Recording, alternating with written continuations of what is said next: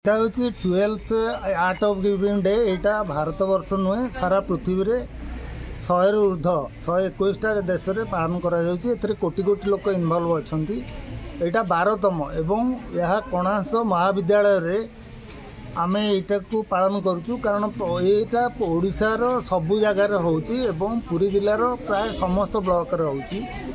एवं कणास ब्लॉक रो एटा कणास सदर महकान थिबा कणास महाविद्यालय रे एटा को आज आमे पालन कलु। एई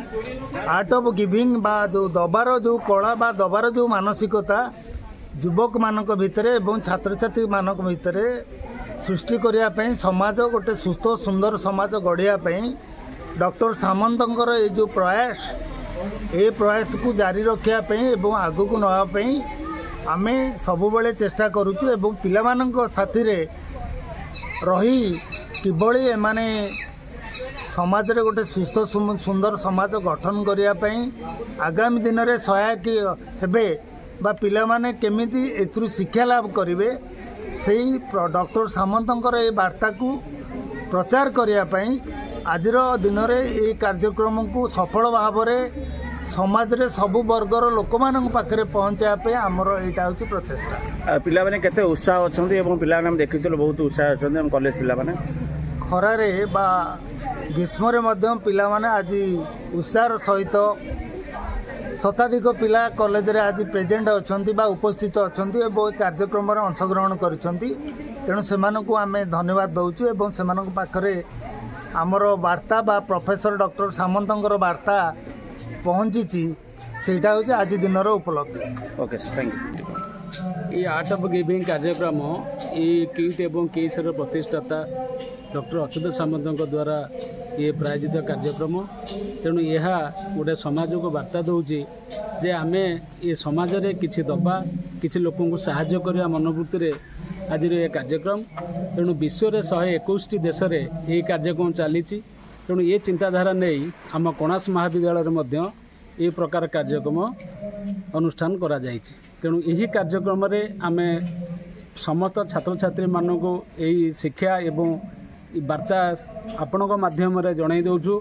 जे परस्पर मनीष भितर ये समाज भितर परस्पर को साहाय्य करबा परिवार भितर साहाय्य करबा एवं ये समाज रे किए असुविधा एवं अनीति रे दुखरे समय काटुथिबो ताकू आमे समय अनुसार पहुँचिकी तार समस्त तथ्य साहाय्य करबा ये हला तार मुख्य वार्ता। तेणु आज ये कार्यक्रम को डॉक्टर अच्युत सामंत ये कार्यक्रम सुदृढ़ भाव प्रचारित करुथिबारु तांको अशेष धन्यवाद एवं नमन। आज सारा ओडिशा रे 12तम आर्ट ऑफ गिविंग डे पालन करा जाउछि। एटा को 12 वर्ष तले डॉक्टर अच्युत सामंत जे ओडिशार बरपुत्र जे ओडिशा को गर्व आ गौरव मंडित कर एटा स्वप्न थिला जे किभଳି भाव रे आम भारत वर्ष रे ओडिशा रे समग्र विश्व रे दबार मानसिकता लोकंकर बढ़िबो जहा द्वारा सबु जगह रे लोकंक मध्य रे सुसंपर्क संगठित हो पारिबो लोक लोक भितर संपर्क वृद्धि पाई परिबो जहा द्वारा प्राय प्रत्येक मनीष ता जीवन रे सुख आ शांति रे बंची पारिबो। दिन थिला जेते बेले आमे दबाकू भल पाउथिलु किंतु एबे गोटे समय आसीछि आमे नबाकू बेसी भल पाउछु किंतु प्रकृत रे दबा अपेक्षा दबारे बेसी आनंद थाए सेइथि कहा जाउछि दबार आनंद पाइबारे नहीं दबार गुण जे स्वर्गीय अटे। तेणु सबु बेले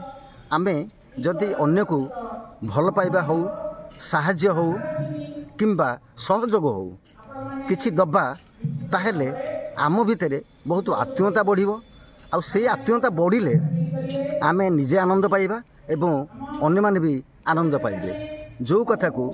12 वर्ष तले डॉक्टर अच्युत सामंत यही स्वप्न देखिथिले जे ए पृथ्वी रे केमिति शांति प्रतिष्ठा हो पारिबो को माध्यम रे शांति प्रतिष्ठा हो पारिबो जीवन बंचिबार कला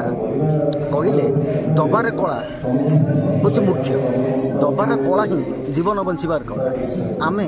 अन्य को केते सहाय्य करि परिबा आम पड़ोशी मानक केते सहाय्य करि परिबा एवं केते भल पाइबा दे परिबा विभिन्न दृष्टिकोण केते सहयोग करि परिबा सेटा होछि आज कार्यक्रम विषय वस्तु आम अनुभव करूचु जे जदि यही कथा को ओडिशार समस्त मनीष अनुभव करेंगे तेल ओडिशा गोटे सुनार ओडिशा हम एठी समस्त ओडिशावासी शांति रे खुशी रे बसवास करें जीवन कालातीपात करें यही आशा आकांक्षा रखी आज ये दिवसटी को पालन करा जाउछि।